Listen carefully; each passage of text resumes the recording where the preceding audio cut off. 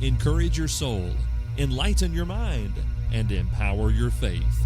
This is the Light Network.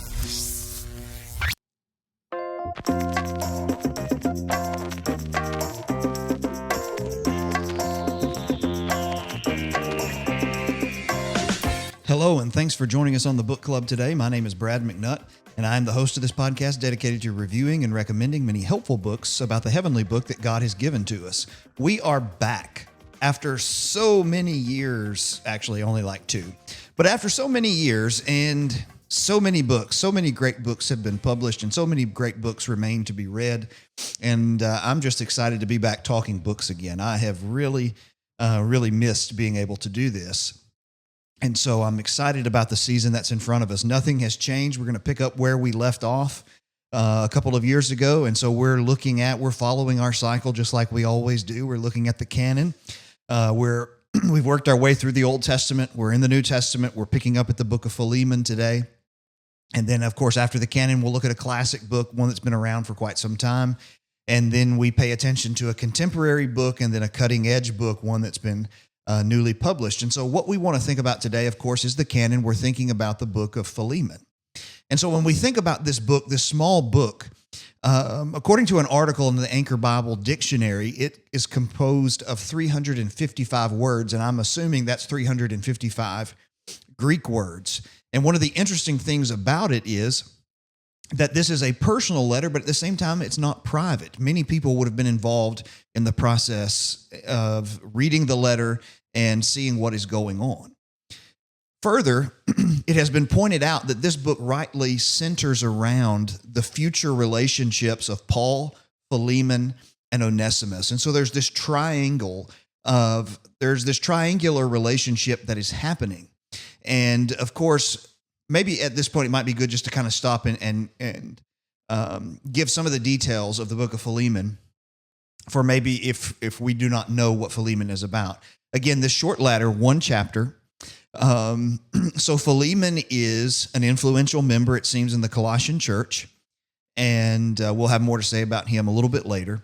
But he has a slave named Onesimus, and Onesimus has come into contact with Paul, and we'll talk about some of the theories that exist behind that. But he's come into contact with Paul and has since become a Christian, and now he is going back to Philemon. Matter of fact, most likely carrying this letter, Philemon, and also the letter to the Colossians that we know as the book of Colossians. And that's why many times in commentary sets, you will see Colossians and Philemon are grouped together in a single volume. And so in this relationship, Paul has converted Onesimus, and he certainly had a relationship with Philemon, and he's sending him back, and he's asking Philemon, he says, now look, I could make demands as an apostle, but I'm not going to. He said, I'm asking you to receive him back, and if any wrong has been done by him, any debt incurred, put that on my account.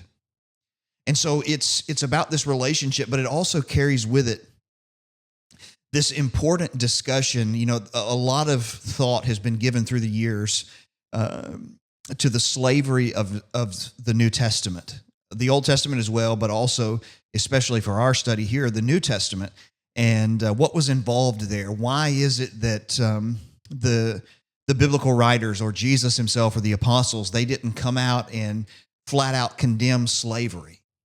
How did this work? Did they plant seeds? Did they show ways of slowly undermining the institution of slavery, which, of course, it's a slight distinction. I don't think slavery is something that is a good thing, obviously. But there was a difference between the slavery of the early period in this Greco-Roman world and the slavery that many of us, especially as Americans, have become familiar with. And so there are some fine points there. And so you can see with all of these things spinning, you have a very dynamic relationship taking place. And Paul is playing reconciliation in the midst of this process and teaching us how to go about that process. So when we think about the book and Onesimus meeting Paul, this is really the one of the hot debated points in the book. How does Onesimus meet Paul? How does Onesimus meet Paul? Well, I think there are 3 basic theories. One is that Onesimus was sent by Philemon to Paul. Now, that seems very highly unlikely. As a matter of fact, I don't know of anyone who would even hold to that position. Probably the more prominent and popular position that I've heard, at least in my background, my religious background, my heritage in the southeastern United States, is that Onesimus ran away from Philemon and was arrested for whatever reason and met Paul while he was in prison. Okay? Totally possible. But the more you think about it, a lot less likely. I'm not saying impossible. God in his providence can will and move and put people together and do what he wants to do. I'm not arguing that at all. But it doesn't seem to be the most likely. It seems to me the most likely scenario is that Onesimus pursued Paul, that he did indeed run away from Philemon because their relationship was strained in some way. And there are allusions to that in this small letter.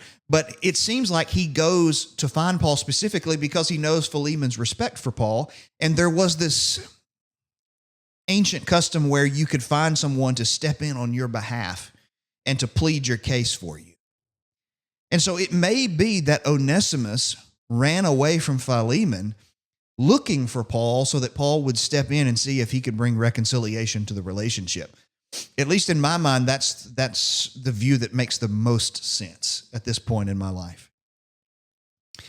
There's also another interesting tidbit to this. So when you think about Paul and writing this letter and protecting Philemon, there is an Old Testament passage that many people will point out in connection to this particular discussion because it has to do with the issue of slavery and what do you do when a slave runs away. And so when you say, look at a passage like Deuteronomy chapter 23, for an example, and some people believe that Paul is using this as his premise. But in Deuteronomy chapter 23, let me get it pulled up here real quick. In Deuteronomy chapter 23, God lays out the regulations of a runaway slave and what are the responsibilities of those who receive him. So in Deuteronomy 23, 15 and 16, he says this from the ESV, "You shall not give up to his master a slave who has escaped from his master to you. He shall dwell with you in your midst in the place that he shall choose within one of your towns, wherever it suits him. You shall not wrong him. None of the daughters of Israel," okay, so forth. And so it could be that Paul is protecting Onesimus in this process and stepping in for him. What is interesting is, as the Great Bible Project program, which I would encourage you to pay attention to, when they are giving their overview of the book of Philemon, one of the things that they correctly note is that Paul puts himself, so to speak, in the place of Jesus. He stands between two parties who have issues between them. And he reconciles to them. And Paul offers to pay the debt of the one who has done the wrong. And so in that way, you can see a sense in which Paul plays the role of Jesus interceding for us, or standing in between two enemies or two people with a dispute. And it's also interesting in connection with that in this letter, this is the only one of Paul's letters where he does not explicitly mention the cross. But as the Bible Project rightly points out, but he shows the life of the cross. He shows that in stepping into the situation and helping bring reconciliation, he doesn't have to mention the cross because it's a living example of it right in front of them. And so when we think about this book, the observations about this book, there are so many that could be made, but those are a few. Now, when we come to number 2, the name of the book, obviously the book bears the name of the person who received the letter, and that's Philemon. He was obviously an influential and perhaps may have been a patron member of the church at Colossae, the church that met in his home. And so he's obviously a man of pretty high financial capabilities.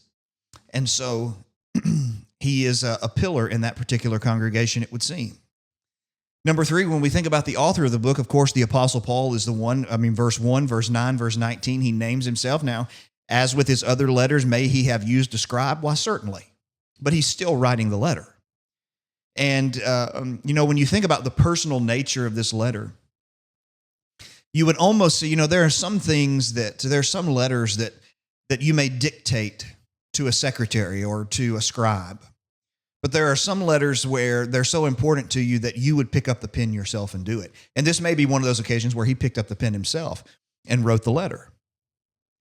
So when we think then, number 4, about the date of the book, as we mentioned before, Colossians and Philemon were probably written around the same time, and that Onesimus may have carried both letters. Look at Colossians chapter 4 in verse 9.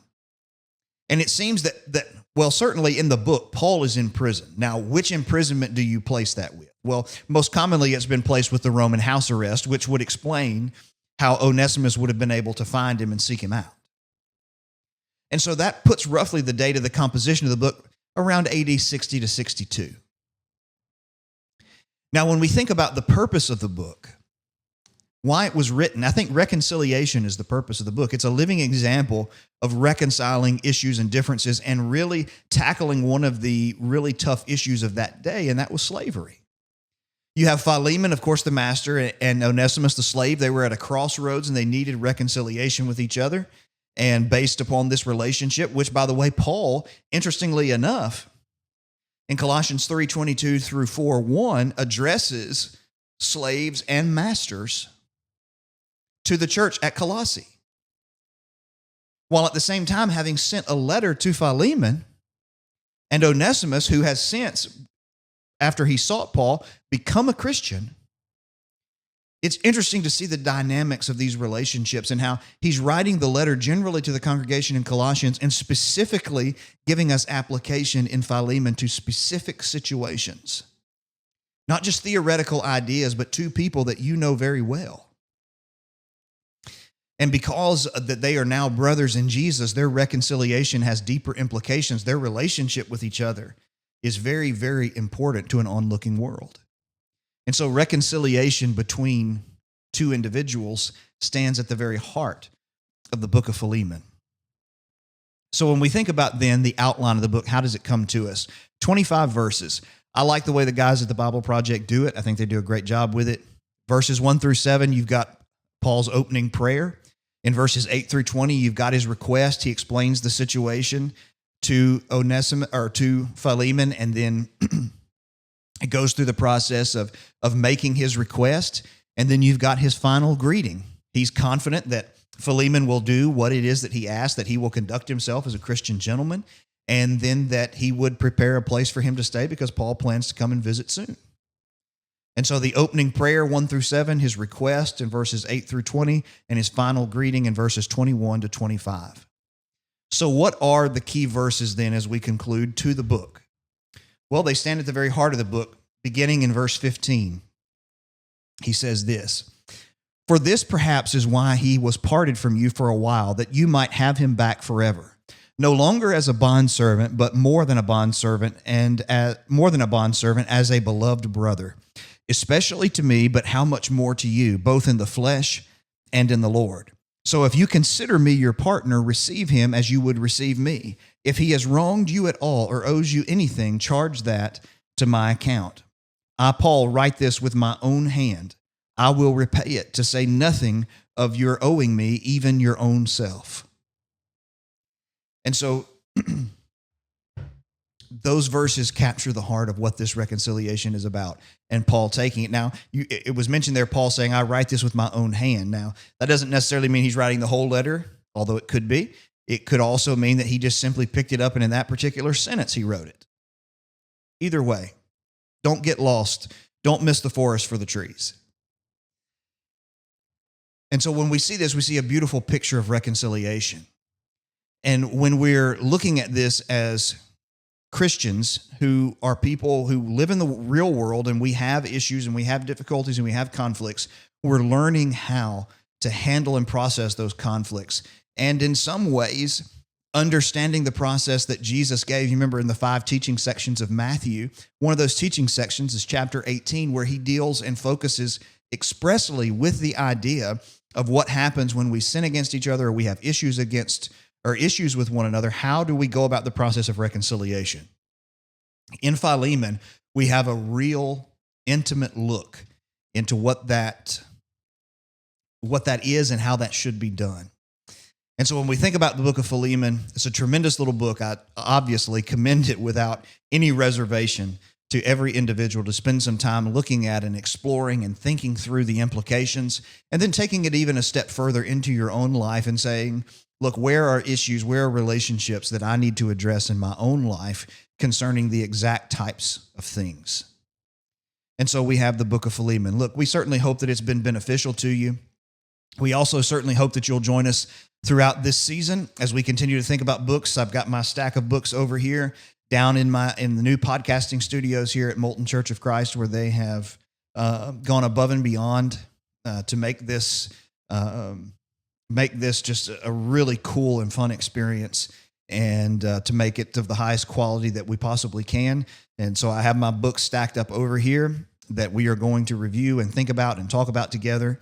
And look forward to hearing from you. You can email me at books@thelightnetwork.tv.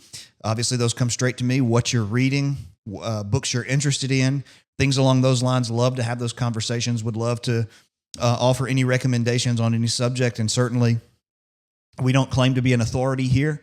I like books and I like talking books. And if I can recommend some to you, I would love to be able to do that. If not, I will try and find someone who knows and can put us in contact with that kind of information. But look, we were grateful you're with us today, and we hope that you will join us next week as we return and we look at a classic book, one by Eugene Peterson, that I'm very excited to talk to you about. But until then, we want to remind you that there are many helpful books that man has given to us, but there's only one heavenly book that God gave to us. And when we stick with that book, we never go wrong.